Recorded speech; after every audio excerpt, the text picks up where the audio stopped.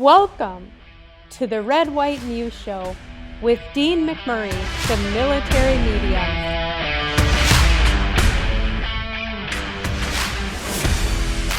Hey everybody, welcome back to another episode of the Red, White, and You Show with yours truly, the military medium. Today we have a extra special guest, Joe Teti. Joe is a veteran, of course, of the special operations community, host of Discovery Channel's Dual Survival, and of course, author of his brand new book, Lone Operator, How to Survive and Thrive in the Modern Age. And if that isn't enough, he's also a performance coach with Tier 1 performance coaching. Joe, welcome to the Red, White News Show. Thanks, man. I appreciate the invite. Really do. Absolutely. Absolutely. So, kind of, if you would, for the listeners and the viewers, would you share with us a little bit about some of your background and kind of about yourself? Sure.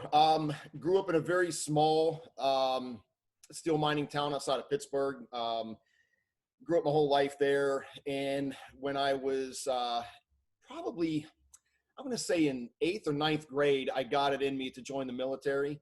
And the funny thing is the reason I first went into the Marine Corps is because I love their commercials.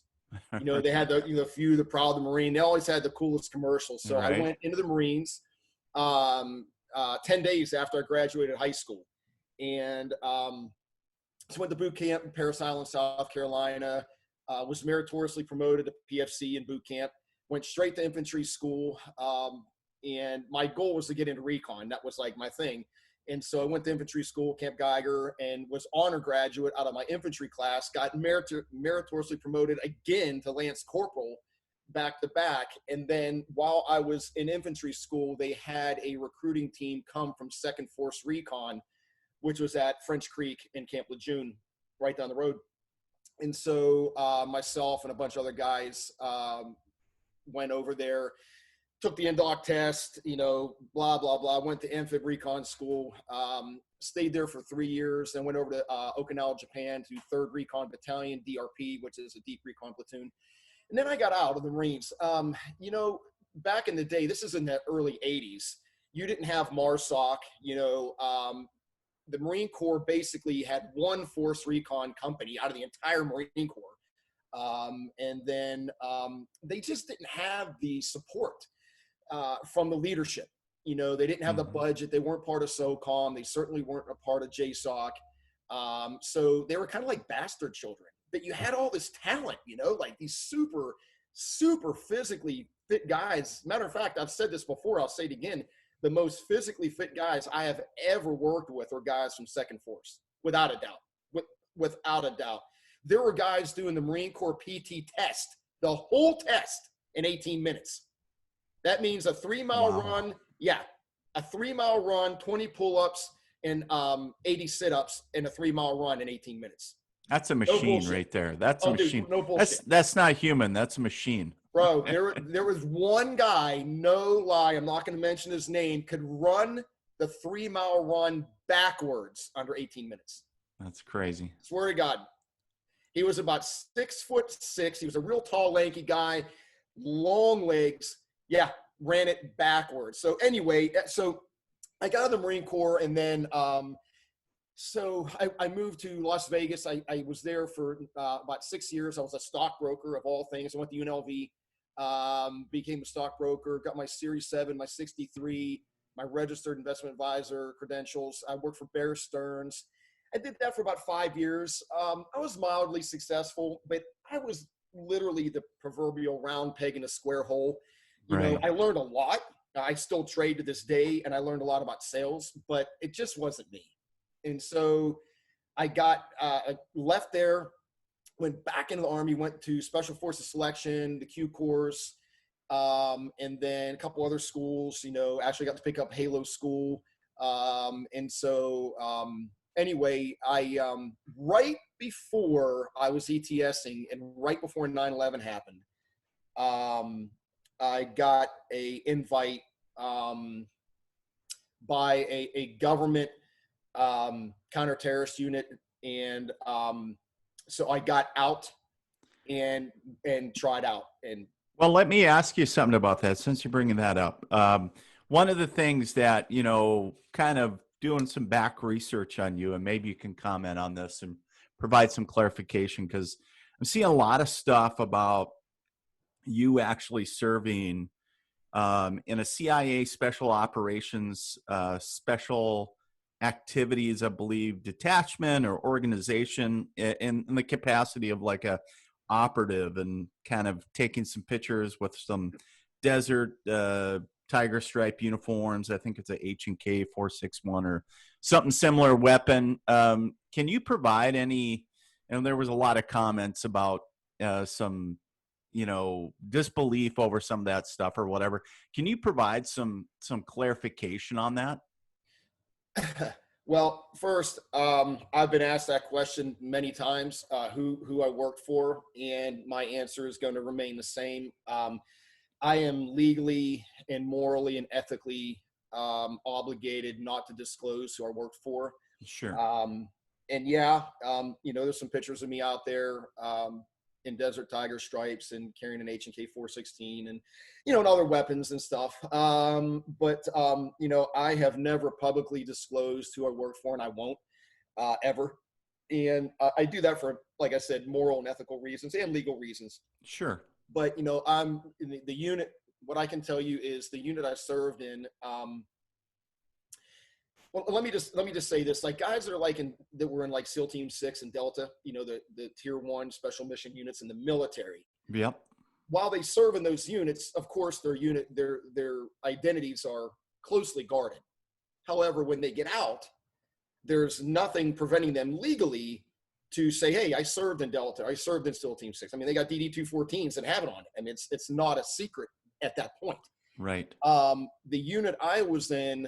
Unfortunately, you are basically sworn to secrecy for life, for good reasons. And I'm not going to get into all the particulars with it, but, the unit that I was in, they primarily recruited from the Tier 1 units, from Delta and from SEAL Team 6. That was their primary recruiting ground. And you obviously couldn't be active duty being in the unit I was in. You had to be out or just got out or ETSing and then try out for the unit. And so when I actually got the invite, I was told, don't get your hopes up, because 50% of the guys that even come over don't even pass the polygraph test. Sure. And that's just the first part. Now, I didn't even have the security clearance. Like, I only had a secret clearance when I was called. You have to have a top secret SCI, to become operational in that unit, which is the highest security clearance you can have. So I had to go through the whole 6-month background investigation.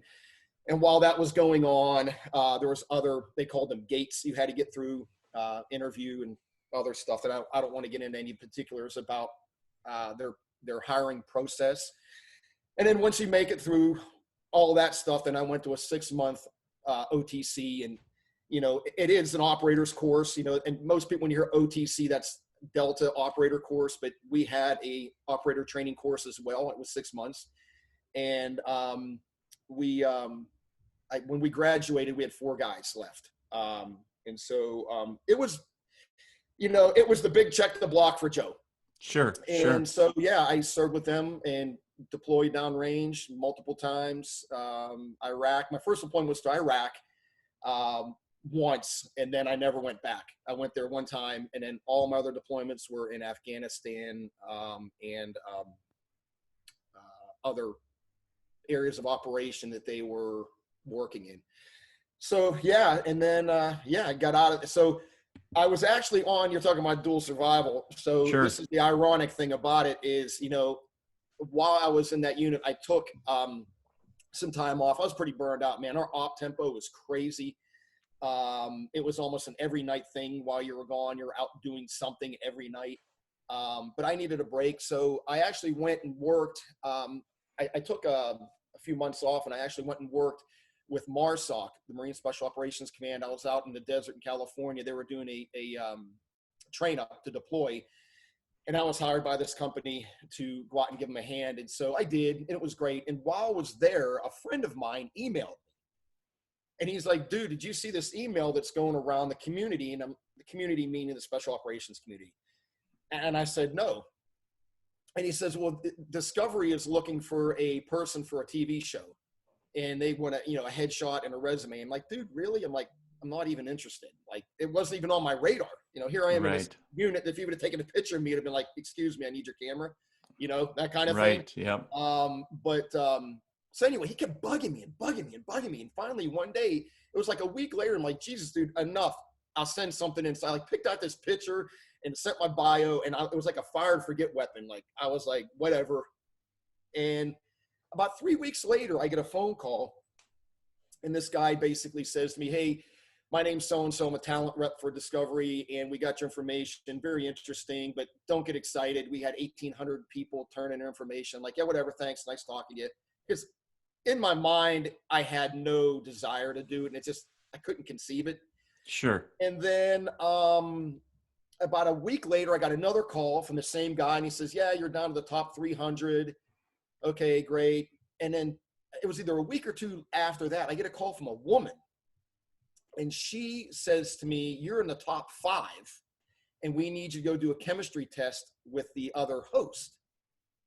And I'm like, what is a chemistry test? I don't even know what that means. And she said, well, we're just going to have you guys interact together to see how your chemistry is, like between two people. Sure. And I said, okay. I'm like, oh, wow, this is getting real. I said, well, who's the other guy and what show? And they wouldn't even tell me. They were very secretive about it. They wouldn't tell me what show it was, who the other host was, nothing. Right. So I'm like, okay. So they set up a time. It was like 2 weeks later, they flew me out to Arizona. And the ironic thing was I was sick as a dog, man. I had the flu. I was running at both ends. I had diarrhea. I was vomiting, and it was awful. So I almost canked it. I'm like, you know what? But I ended up going. I don't even know why, but I ended up going. So they fly me out to Arizona. And that when I came in, they said, look, go in your room, stay in your room. We'll bring you food, but don't walk around. Don't interact with anyone. I'm like, wow, this is really odd. I almost thought it was like at one time, I almost thought it was like a training exercise for the people I used to work for. It was so weird. I'm like, there's something odd about it. Right. Right. But come to find out, yeah, the next morning they bring me outside. They put me in this white van. They drive me out in the middle of the desert. And there were 5 tents set up about 50 to 100 yards apart, and I could see the other guys. I was the last one to get there. And so one by one, they came up to us, and I remember the executive producer, Mr. Michelle, came up to me and he said, hey, look, we want you to walk down this path, and you're going to go up over a hill. And when you get down the other side, you're going to see a guy standing there. Just walk up to him and start a conversation. I said, about what? And he's like, anything. Just start talking to him. I said, okay. And he's like, ignore everything else. I said, okay. So when it was my time, I walk up this rise, and I go down the other side, and I see about 50 yards in front of me, Cody Lundeen. And the funny thing is, I used to watch Dual Survival when Dave Canterbury was on it. I was a big fan of Dave. He was great. Former military guy, knew his stuff. So anyway, I'm like, wow, what happened? They killed Dave Canterbury or something? Right. What happened? So as soon as I walk up to Cody, I knew the guy was always barefoot. The first thing I said to him was like, let me see the bottom of your feet. And we just started talking. And so anyway, long story short, about 10 minutes into that, I was told later on that the executive producer for Discovery, the head boss, Mr. Horowitz, said, that's the guy, period. That's him. And I asked him later in a meeting after I found out I got picked, why they picked me. And they said, well, we specifically told Cody to start an argument with each guy and just berate them badly. Mm-hmm. And Cody knows his stuff. And when it comes to survival, and he's a type A guy, he's intimidating. When he talks his stuff, he knows it, right? Right. So there was a guy from MARSOC. There was another, I think there was 2 guys from SEAL Team. No, yeah, 2 guys from SEAL Team 6, a former CAG guy. I can't remember. But he said they all totally went just wilting. And none of them knew what to say to him.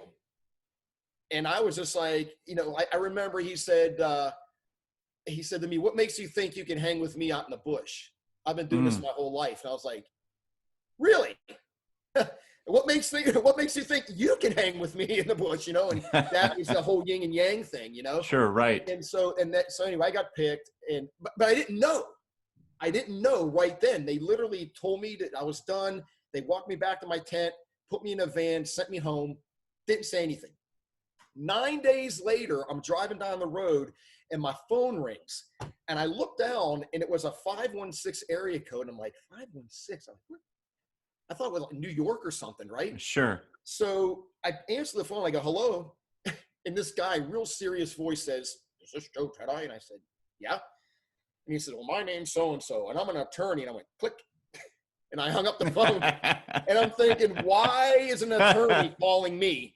It's certainly not to tell me that I won the lottery, right? Right, yeah. So my phone rang again. It was the same number. And this is where I tell people, you know, your life can go down road A or road B. I was told if I didn't answer the phone, they were calling the next guy. They were immediately calling him. So I picked it up, and he said, I think we got disconnected. And I said, no, I hung up. I said, what the F do you want? And he said, is this Joe Teti? Did you just do a chemistry test with Cody Lundeen for dual survival? And I said, yeah. And he says, do you want the effing job or not? And I was like, oh my God. And I remember every time I drove by this gas station, I think about it. I pulled in and I was so stunned of the reality, because when I left, I thought, oh, well, they didn't pick me and it was done, you know? Right.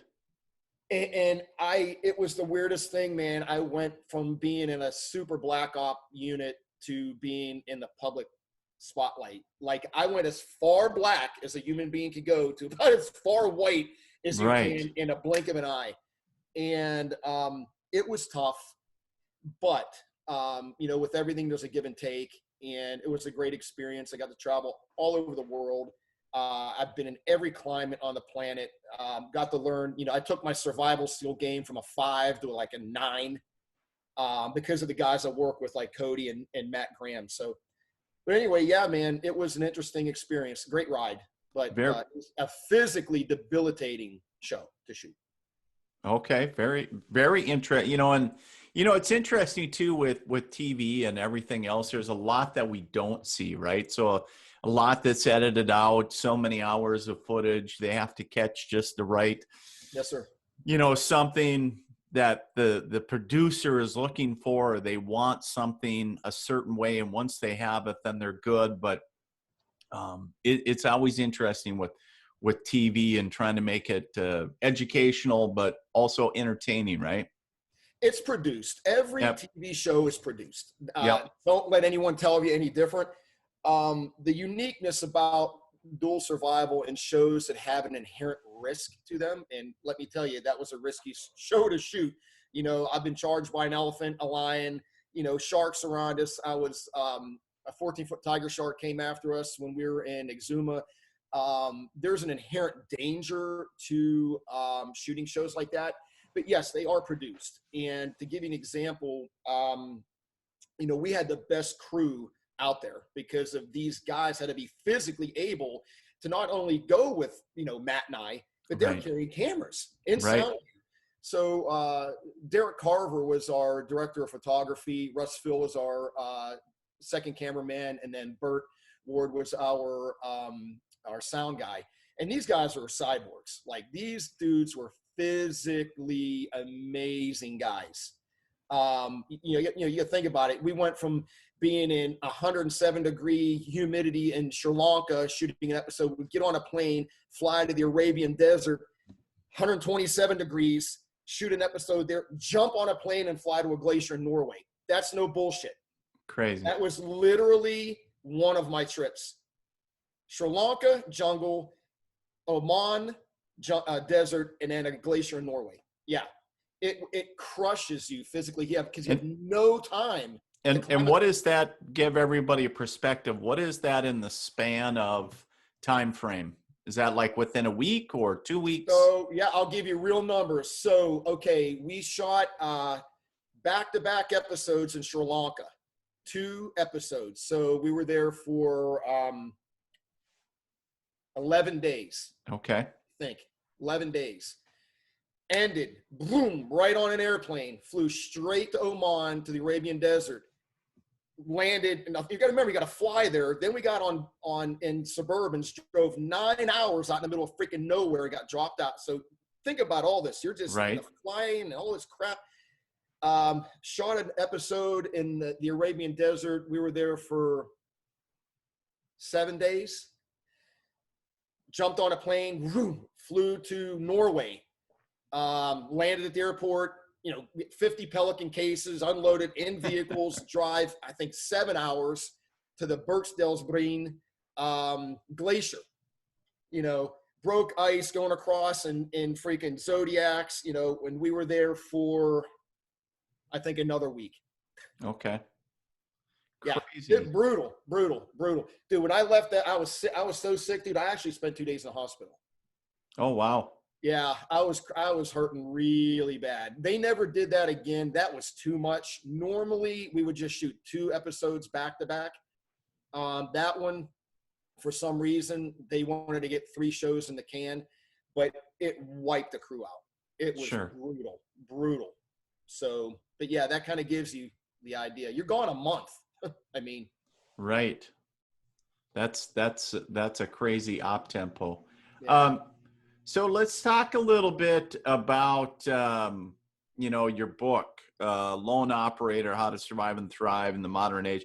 You talk about the show, you talk about growing up and everything, but I wanted to start with you have the dedication to a longtime friend, retired Master Sergeant Donatelli, that was a Ranger, Green Beret, and worked in Delta. Tell me a little bit about him. Yeah, so I'd known Mike for a long time. Both of us from Pennsylvania. Both of us are from Italian families. And I met Mike, and the day I met the guy, we just clicked, And so we maintained friendship over many, many years. And the tragedy, the whole thing is, Mike was a former Ranger, former Green Beret, was in Delta, deployed to Iraq, been there, done that. And so let's see, my second season shooting Duel, we actually started shooting another show. And it was myself, my business partner now, Del Comstock, who I'm partners with Tier 1 Performance Coaching, and Mike. We were the 3 hosts of the show. And long story short, we were shooting real early in the morning. It was about 3:30 in the morning. It was in California, and very cold outside. And we were doing a scene with a helicopter. And I myself, this is no joke. You can't even make this up. The helicopter's warming up, and Dale and I and Mike are standing there. And I don't know who brought it up. Somebody said, "Who's been in a helicopter accident?" And Dale was in a bad accident in Panama, broke his back, and Mike was in a hard landing when he was in the Ranger Battalion. So I'm like, well, I haven't, so I'll go first, So big joke, right? And so the bird was warming up. We had the pilot and then the cameraman behind me, and I was sitting in the front seat. And the scene was just to throw a rucksack out to a guy. Anyway, went up, did the scene a couple times. And before we left, I told Dale and Mike, hey, you guys figure out who wants to go next. We had to do one more time with another location. So when I landed, I saw Mike, kneeling there near the landing area. And so the last thing I said to him was like, I hope you dressed warm. It's cold as hell, because they had the doors off, so Sure. the camera can lean out.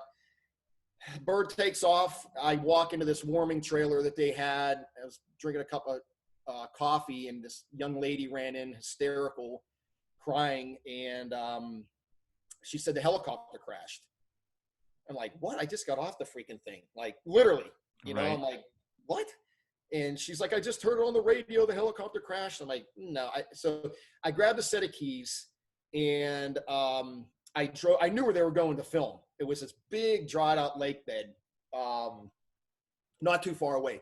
So I get in this car and I drive up on the high ground, and I'm looking down and I'm thinking, well, if the helicopter crashed, I'm going to see, flames and fire and whatnot. I don't see nothing, Right. nothing. I'm like, this is bullshit. So I drive back down. As I'm driving across it, I look out and I see a flashlight way, like a half a mile away. And so I get out of the car and I'm looking and I'm like, maybe they just had a hard landing or something. They just, whatever the case may be. So I started walking. And as I started walking, I started smelling fuel. I started smelling gasoline. And I'm thinking, man, maybe they ruptured their fuel tank and they had to land, whatever. But the thought of it crashing did not cross my mind because I didn't see anything burning.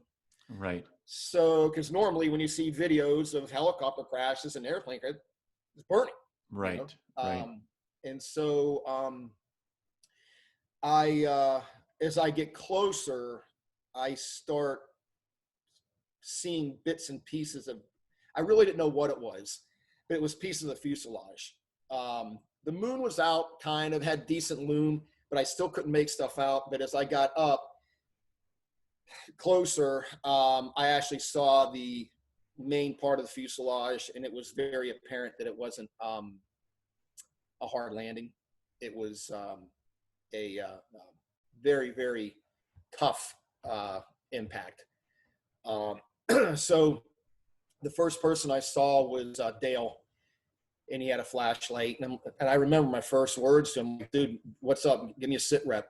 And the first words out of his mouth were, they're all dead. And to this day, I still can't believe it. It was, it killed the pilot and the cameraman, and it also killed my buddy Mike. So, that was a tough one. I think about Mike every day. As a matter of fact, in my book, I talk about him. He used to call me at 6 o'clock in the morning, every morning, except Sunday, because he went to church on Sundays. Wake up, Skippy. And, he'd already be at the gym or leaving the gym. And I'd be like, oh, dude, he was a really good guy. It was a mentor of mine, and just his death has been it's been very hard to bear. It's been years. But I can honestly tell you, when I went to Mike's funeral, I was one of the pallbearers. Testament to Mike is his family. And, I was dealing with severe survivor's guilt, as you can imagine. Mm-hmm. Losing people in combat is one thing. That's expected. But to lose your best friend in a helicopter accident shooting a fucking TV show, right? Like, really? That just it just didn't register. So I can honestly tell you, his father pulled me off to the side, and I'll never forget it. He just said, Joe, we don't blame you for anything. Mike was excited to do this. Anyway, I don't want to start, dude. I'll get very emotional talking about this, and I don't want to do that. And that's all right. And thank you for sharing as much as you did, because I know that's not easy. But I want to segue, because you actually cover that in chapter 4 of your book, planning for the worst, the helo crash, right? Yes. Going back to your book, you got 13 chapters, and just over 196 pages, all the way to the epilogue. Tell us about the birth of this book. So, what obviously everybody feels guided at some point in their life, or at least saying, hey, it's a great idea to write a book. But how did this book come about? Like, why a book? Very good question. I was actually, I was actually approached when I was on Dual Survival by a huge publishing company to write the book. They approached me. They said, we want you to write an autobiography, and I was like, oof. So I got C's and D's in English, guys. Like, I'm not the guy to write a book. And so they made me a very generous offer. But I had my hands tied behind my back with my contract with Discovery, and they had the power to say no, and they did. Right. Don't ask me why. Why wouldn't you want one of your talents to write a book? That's just more exposure. But anyway, Right. they didn't. And I kind of just shelved it. I hadn't even started it. So after this, after dual, got into some businesses, and I was kind of like just concentrating on my life. And then I thought, man, I'd like to write this book now. It just felt right. The timing was right. You know what I mean? I had the time. I was financially able to take a year off, because it took me a year to write the book, because I'm not a writer. And I'll tell you a really funny story about writing a book. But anyway, long story short, I got picked up by Kohler Publishing. Great company. The president and CEO of the company, his name is John Kohler. And I'll tell you why I went with this guy, to be honest with you. I talked to a lot of different publishing companies, some much bigger than his. He's like in the middle. Sure. But John was very forthright, and he's like, hey man, if you need any help or guidance about this, even if you go choose somebody else, let me know. And I thought right there, you know what, that's the kind of guy I want to work with. You know what? And he was a very good mentor. We did some video conferencing and a lot of conversations, and we designed the book cover. It was a great process. But anyway, I started writing the book. It was like 2 years ago. And it took me about a year to write it, because I had other things going on. I was under no obligation, to anyone. I literally wrote the book and then contacted these publishing companies. So I had the book already written. And I also hired a gentleman, Liam Wolf, who good guy, former Intel guy in the Navy, to help kind of clean it up. Because look, I'm not a writer. Right? I'm just not. Right. And so I put the manuscript together, but he kind of cleaned it up and like, hey dude, what happened between here and here? Like you're missing something. Right. So he kind of helped me put it together, and he did a fantastic job. And so it was great too, is he understood all of the nomenclature and stuff, because he was in the military and the Sure. Intel. He knew what Sure. Intel, exfil, all blah, blah, blah. I didn't have to explain to him anything. So it was a good synergy we had. But yeah, so I wrote the book, and so it was really funny. I talked to a lot of different people that had written books, and John even said the same thing. Find yourself a quiet place. He said maybe listen to music, or he's kind of to get your creative juices flowing. So I'm like, all right, I love music.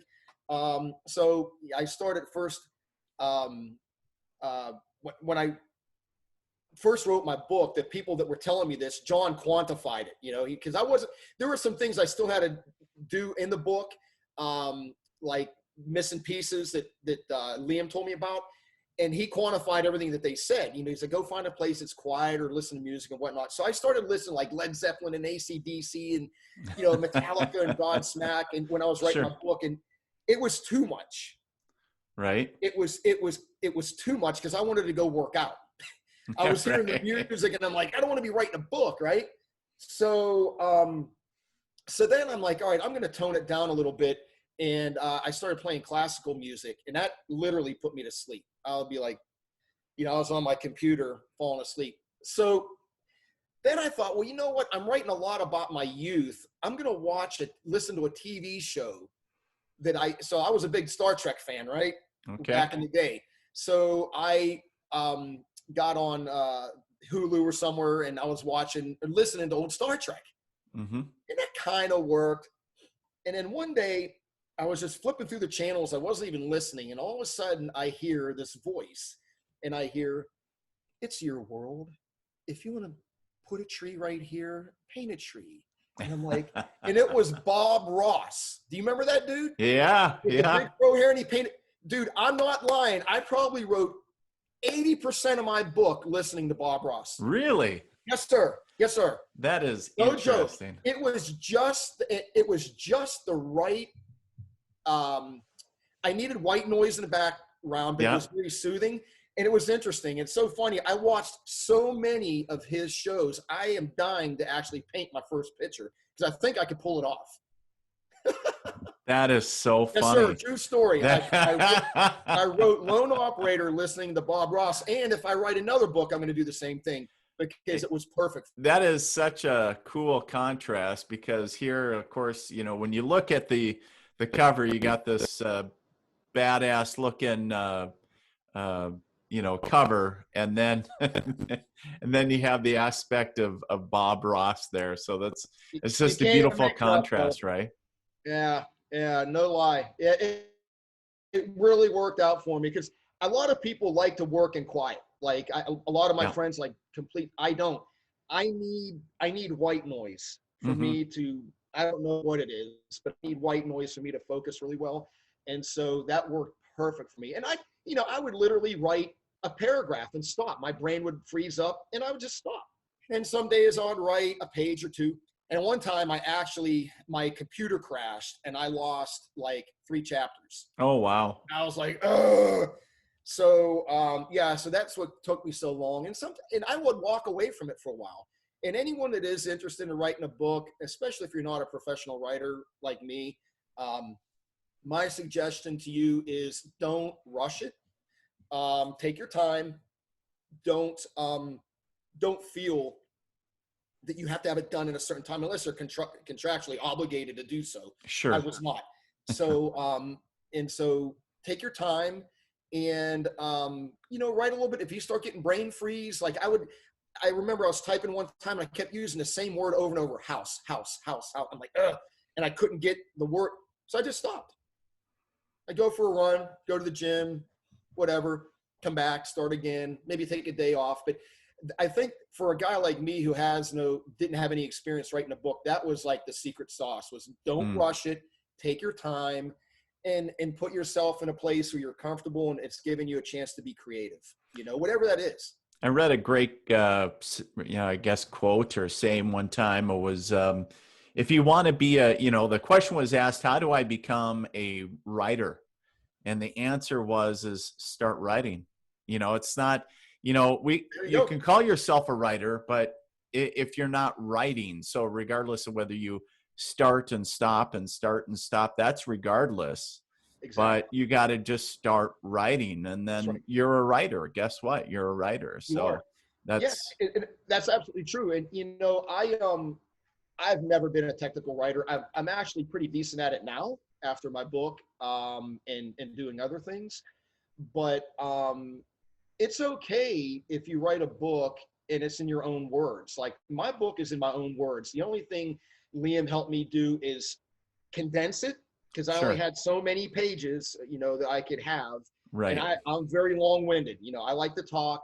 And so statistically, a chapter should be about 6,000 words. That's about, for an autobiography, 10 chapters, give or take, about 6,000 words, give or take. It's kind of hard to condense your thoughts of your entire childhood down to, what do you talk about? Right. So my advice for anybody, the best thing to do when I write a book again is write out the chapters first. Don't just start typing. What are your chapters going to be? Boom, boom, boom, boom, boom. Then go back and start filling in the chapters because I was bouncing around all over the place. And chapter 1 had stuff in it that had chapter 7 in it. And for a reader, they're going to be like, what? It's just confusing. And that's what Liam helped me understand. He's like, dude, you're all over the place. Like, you've got to focus on each chapter. So that would be my suggestion. Chapters first, then go back to chapter 1, fill it out. Chapter 2, fill it out. And that seems to be the easiest thing, at least for me, to dummy it down for someone that didn't have any experience. It seemed to work pretty good. Very cool. So, talking about that, in the state of affairs that the world is in now, we're knee deep in, I think we're coming up on, is it week 6 of the Corona pandemic and just actually yesterday, as we're recording this, today is as I look at my phone, it's May 21st, right? So yesterday the bottom fell out. Basically there's no value to the price of oil, right? So I was looking at your chapters of your book, right? And so obviously the title, How to Survive and Thrive in the Modern Age, and I thought, it's kind of serendipitous. We talked about this last time. A lot of people don't know that Joe and I have already had an interview, and through some weird, I don't know what happened, but the files like disappeared. I don't know, but I always believe that how you choose to look at it, maybe there's a reason. I always choose to believe there's a reason that we're supposed to have this conversation now, or this interview now. Interesting. And so, here we are on week 6 of all this stuff, and we're talking about your book. And so I think this is a great time because when we first had our conversation, it was in the very beginning. Right. So, 6 weeks ago. And, we were talking, we talked about some bug out, items, but in a sense, imagine that. Yeah. But it's interesting how things have changed, because now we've started to see dynamics of the economy starting to tank because of course, a lot of everybody being quarantined, right? And a lot of production plants being shut down. And obviously with the oil industry kind of, I don't want to say collapsing, because we're not there yet, if it does happen. But the price of oil is crazy. It's just dropped out of nothing.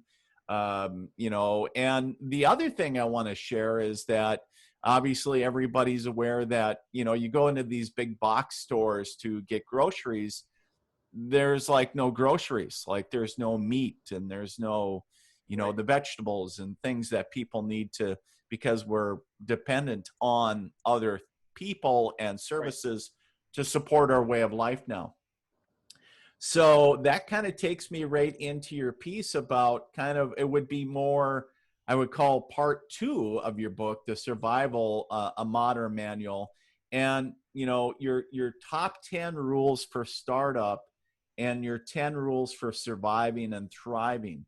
So, because one of the things I want to segue, or if you could too, Joe, is talk about, if somebody wants to start up maybe a business in this modern age, what are some things to look at? And then also maybe some things to talk about, rules of survival, because it's really bringing up a lot of elements now for a lot of people becoming reality. Sure. To answer your first part, business, let me first say that I've owned several businesses over the past 15, 20 years. Some have done very well and some have failed, and I'm not embarrassed to admit that. A good business person, good operator, takes responsibility for their successes and their failures. That ultimately it rests on your shoulders. Sure. CEO stands for Chief Executive Officer. Okay, if you can't handle the heat, get the hell out of the kitchen. That's the way I look at it. I would tell you that the failures that I have had in business were part in undercapitalized. I didn't have enough money to get the business off the ground. Thought I did, but I didn't. That's one. Number 2, picking bad partners. Boy, oh boy, I don't want to get into that too far, but you can dig your own damn grave if you've picked the wrong partner. So that is really, really important. And the mistake that I made is I come from a background, in the special operations community. Everybody's a rock star. Everybody, you don't have to look over your back. You don't have to micromanage people. You give the mission order, boom, it's done. That's not the way it is in the civilian community, unfortunately. And I thought it was. And that bit me in the ass several times. So, and I'm not a micromanager by nature. My management style is laissez-faire. Hey, we need to do this. You bring the team in, you put out the order, and people execute. I don't micromanage people. That bit me in the ass. They always say, you got to be at the right place at the right time. That's partially true. You got to be in the right place at the right time with the right people, with the right market, with the right amount of money. You know what I'm saying? Right. Those first 2 is just a part of the equation. And I would say lastly, without getting too long-winded, be passionate about what you do. I have owned businesses that, matter of fact, the one business that I owned that I made the most money in, I really didn't like it, believe it or not. But I woke up every morning like, I would rather make half the amount of money, but wake up being motivated. Like right now, doing my performance coaching business with Dale. I love it. I love to teach. Love it. And so be passionate about what you do, because let me tell you something. If you think you're going to do 40-hour work weeks in a new business, I was doing 70, 80, 90 hours. I actually worked, no lie, at this one business I was involved in. I worked for 60 hours straight one time. And it's a long story, but yeah, I was like starting to hallucinate. I was like, all right, the people I was with, like, you need to go to bed. But get it in your head that you have to not only work smart, you're going to have to work hard. And that's why, I talk about physical, mental toughness all the time. You may be smarter than me, but I will physically work you under the table. You know what I mean? Like, so that is my strong suit. I may not be Warren Buffett smart, but physically and mentally, yeah, I can hang with the best. And that's not necessarily the smartest thing. You want to work smart, but I can also work very hard, and I don't mind. I don't mind it. So I would say those things in particular, and, do your homework and absolutely do a business plan. Absolutely. If you don't have the ability to write a business plan, look, that's your op order, situation, mission, administration, command signal, execution, all that stuff. You need to have it all. SMEAC. If you don't have that in your plan, you don't have a roadmap. And how are you going to follow your plan if you don't have it written down? You have to have a business plan. I wrote mine for my last business, but again, I gathered all the data, but I sent it to a gentleman who was an MBA from Stanford, and he put all the graphs together and all the, profit and losses and stuff. But that helps a lot. If you don't have the money or the time to invest in a business plan, my suggestion is don't even attempt it. Because the times I have failed too, I didn't have a business plan. I had a summary, but I didn't have a detailed plan, So the other thing, as far as survival, boy, this is so funny because I've been preaching for years and years about being prepared. Be prepared. And here you are.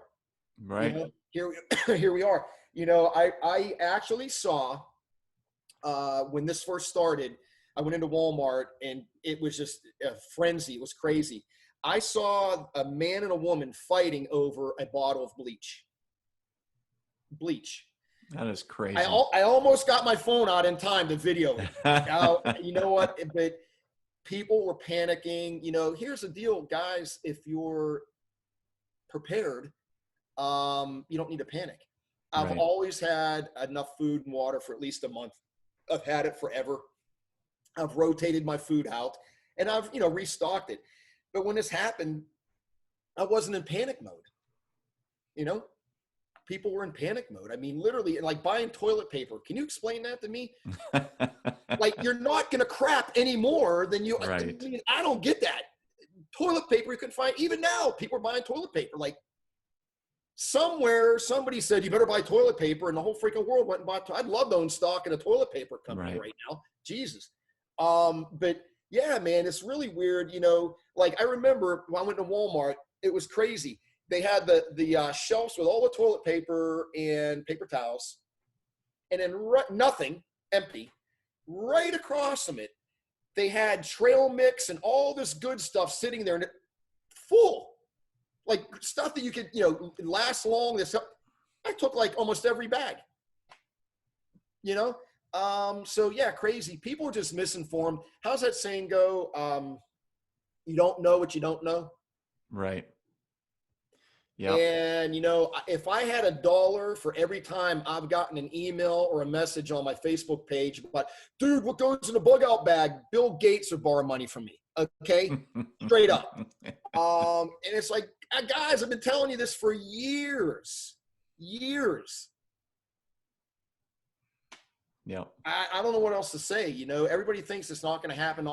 Oh, you're paranoid. No, I'm not paranoid. It's a cheap insurance policy. I can sleep at night. You know what I mean? Like, a lot of these people, oh my God, I saw people in Walmart, their eyes are this big. They were just running around like chickens with their head cut off. No clue. buying all kind of perishable food. And I'm like, what happens if the power goes out? Right. You know, and we did. As a matter of fact, we had a bad storm here last week. The power was out for 2 days. You know, I mean, so you got to think about all this stuff. And it's not rocket scientist, as you know. This isn't rocket science stuff. It's common sense. It really is just common sense stuff. You know, talk about a bug out bag. I actually did a video not long ago during this pandemic about a bug out bag, and guys were sending me pictures of their bug out, these huge monster rucksacks, huge. And I'm like, did you weigh that thing? You might want to weigh it. What I tell people, if you're building a bug out bag, it should be no more than 20% of your body weight. And the reason being is the average person in average condition can carry a 20% extra of their body weight. But some of these guys had these, you know, gigundous rucksacks. It must have weighed well over 100 pounds. And I've carried a 100-pound rucksack. That sucks. I'm sure Right. you better be in stud shape if you're going to haul that thing. And that's the whole idea, is you got to put it on and haul it.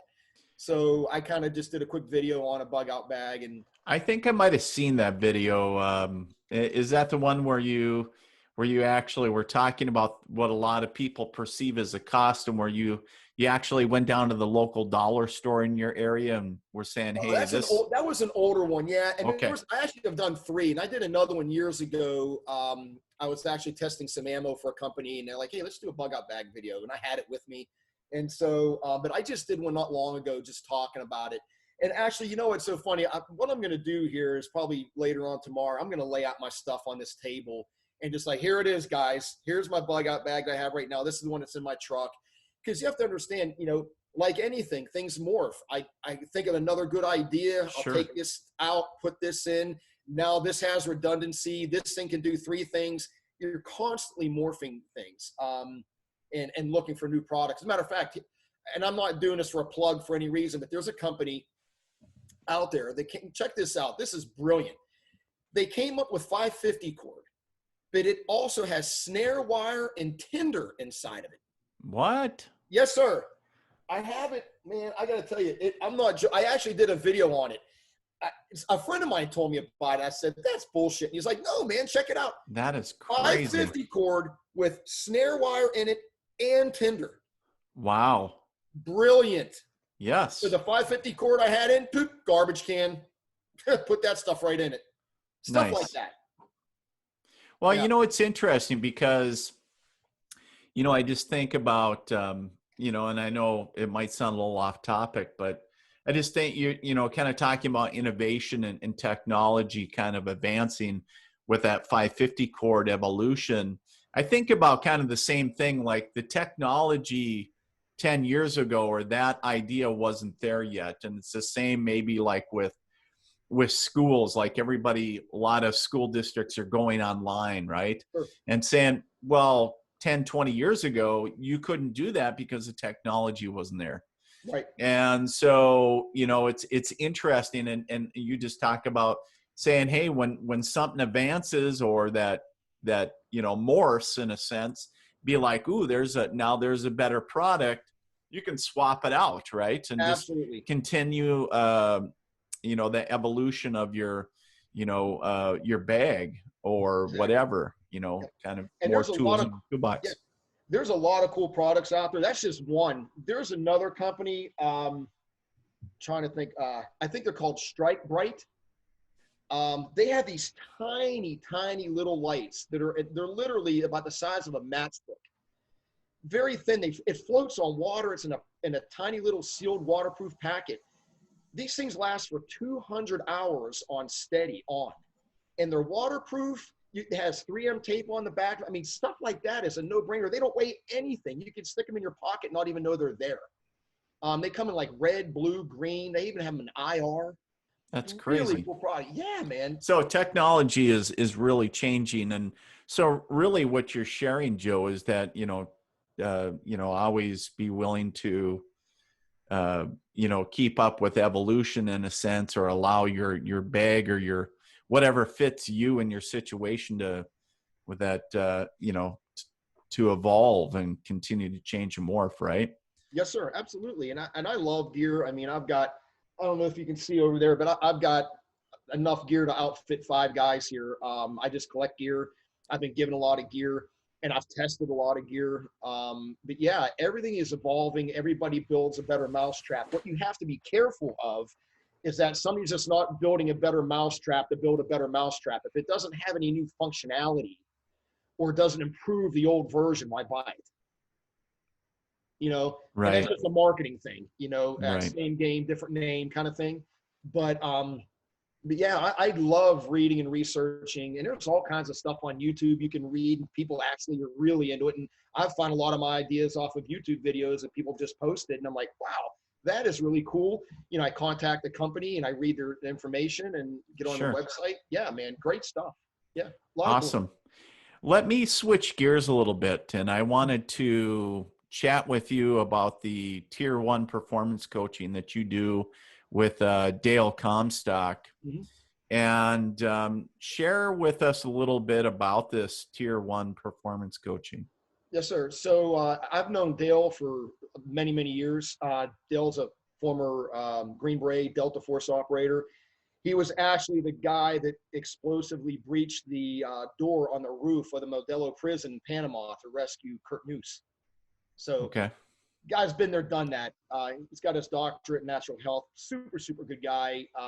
You know, we've had a long-standing friendship. I respect him. And Dale's been coaching people for a while now, and we just started talking about it. You know, and he just like, dude, you'd be really good at this. You know, you're on TV, people know who you are, you've got a cool background. And Dale and I served in the same government counterterrorist unit together, so we deployed downrange together. So he knew my background and everything, and so I said, yeah, man, I never even thought about it, which is really strange, you know. And he kind of told me, you know, like how he does it. And so we just took the next step and we started the Tier 1 performance coaching. The website's tier1performancecoaching.com. And we basically have 3 products. And one is coaching adults, and one is coaching youth. And then the other is doing like seminars and keynote speaking. And Okay. Dale and I have both done a lot of that each. And so for the adults, it seems like that our market is the more mature male, 35 to 55, you know, that is, you know, kind of in the groove, but maybe lost, you know, some identity. Maybe they've given away power to their significant other or whatever the case may be, where they're not quite running with all, you know, 8 cylinders. Sure. And so we have a program for them. Then we have one for, and that program is called Legends and Leaders program. Okay. For the adult. And Sure. then we have one for youth. And so we thought, you know, one day we're just kicking around ideas, and it was Dale that came up with it. And he said, dude, what about kids? And I thought about it, and I started thinking, you know, I've dated a lot of single moms who had young men who really needed some guidance, you know, and it's Sure.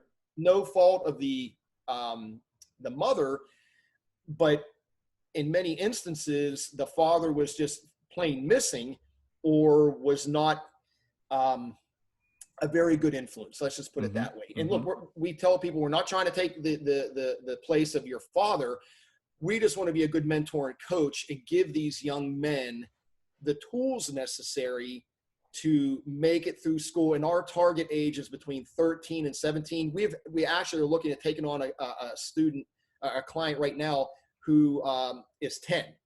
But he's a mature 10, you know, so the maturity has to be there. So when we're talking to you, it's not just, yeah, I want to go play my Xbox. I want to go play my Xbox, you know.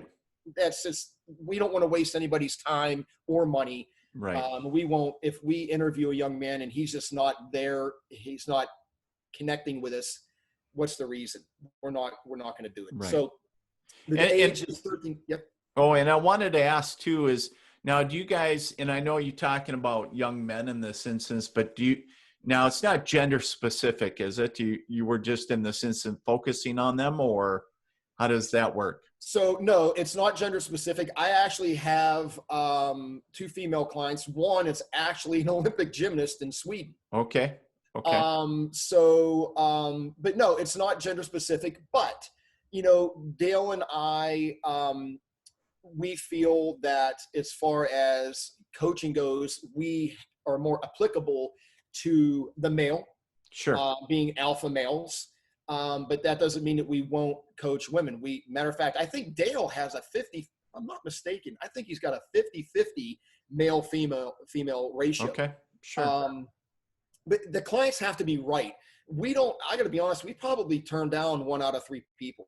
We're just like, look, we don't feel that our strategies and our process are going to help you for whatever reason. So we do have a process. It's called psychosoma training. It's trademarked.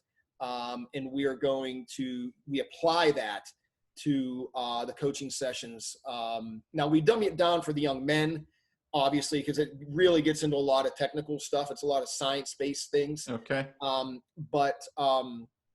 Yeah, 13 to 17-year-olds.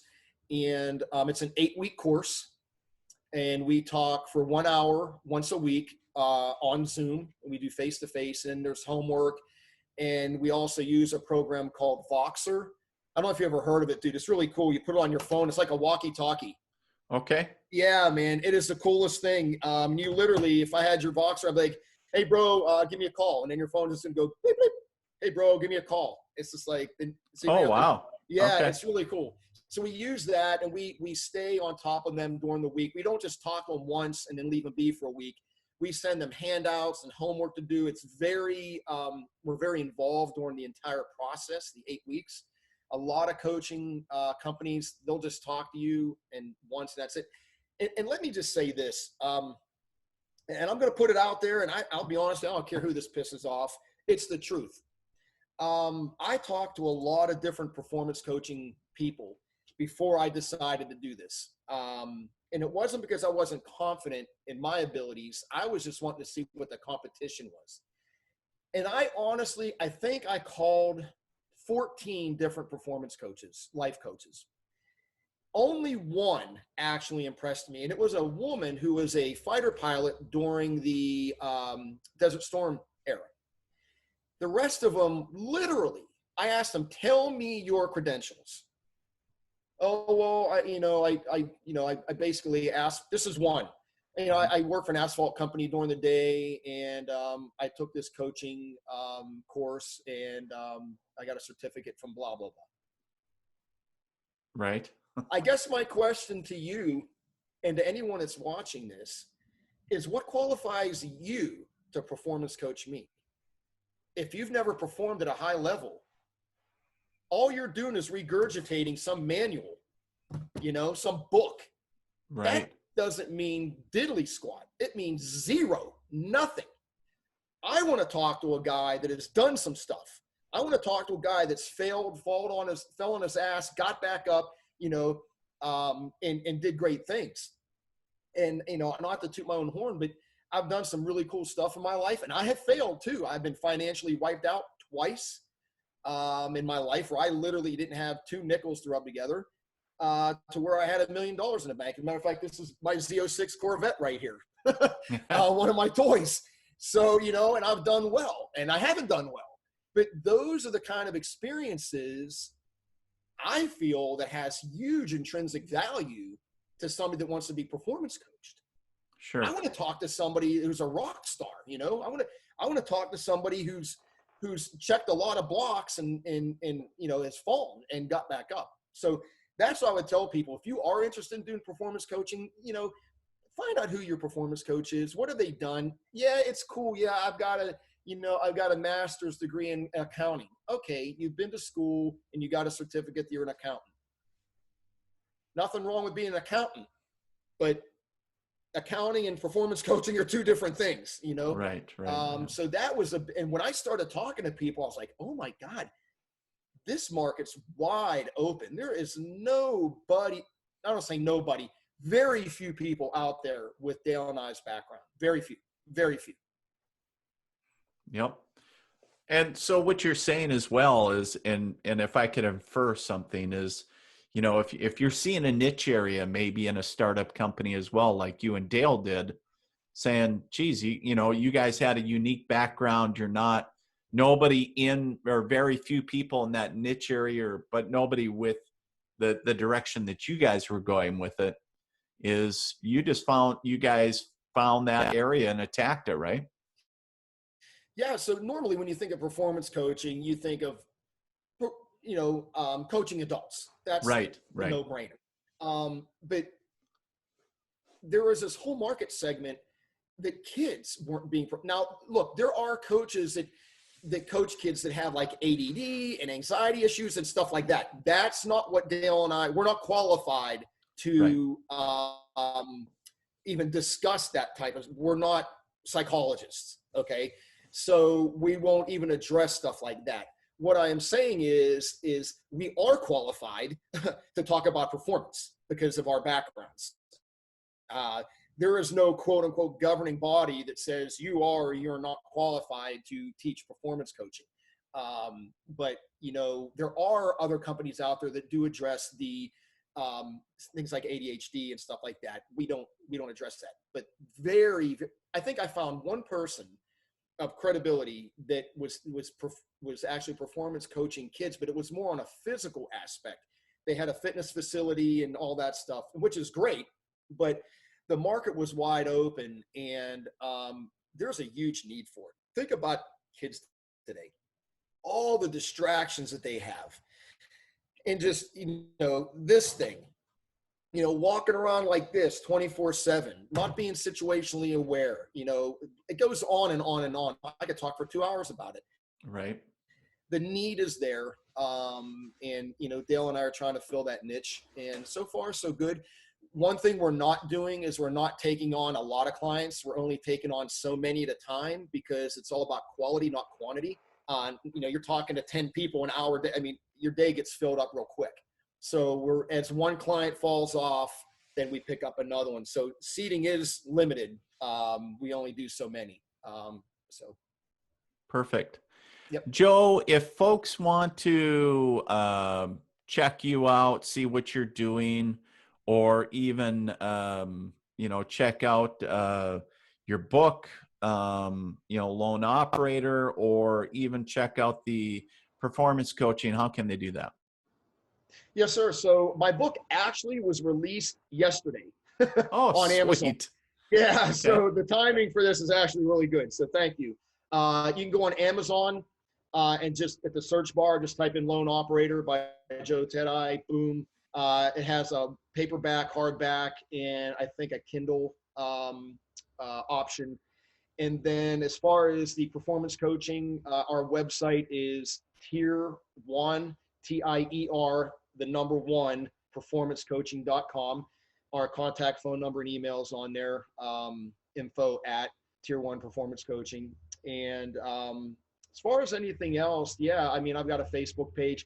I'm not a big fan of social media. I'll be honest with you. I do it only because I have to, but it's a part of business. But I have a fan page, not a fan page, but a verified page for me, and it's just Joseph Teti Dual Survival, and I've got like 135,000 fans. But yeah, that's basically it, man. And life's good, man.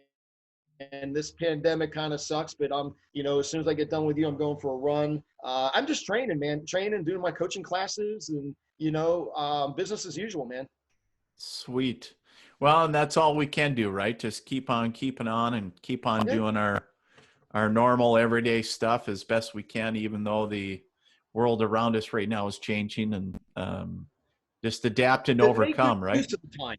Yeah, but make good use of the time. Right. Bill made a video yesterday. He was out running, and he made a real impromptu video. That was great. He's like, you have time now. If you're home and you're not working, shame on you if you're sitting there playing Xbox and watching TV all freaking. I'm actually reading a book right now. I'm going to give this guy a plug. Fantastic book. It's called One Mission.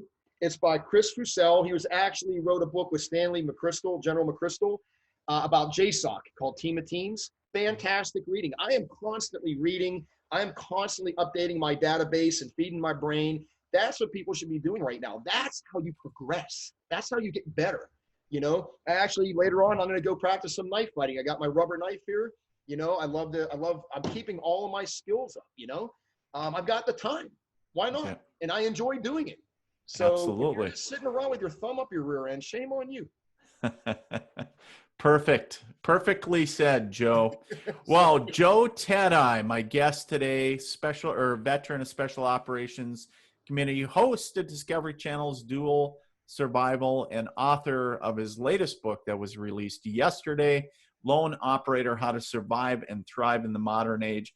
And of course, the performance coach with Tier 1 performance coaching, Joe Teti. Joe, thank you so much once again for being on today. It was a tremendous pleasure to have you on. Thank you. So I appreciate the opportunity. And the first one was a good rehearsal, by the way. Right. That was the dry fire, right? Exactly. So walk, crawl, run. So that's what we always say, right? Yes, sir. All right. Well, you take care and stay safe. Yes, sir. You too.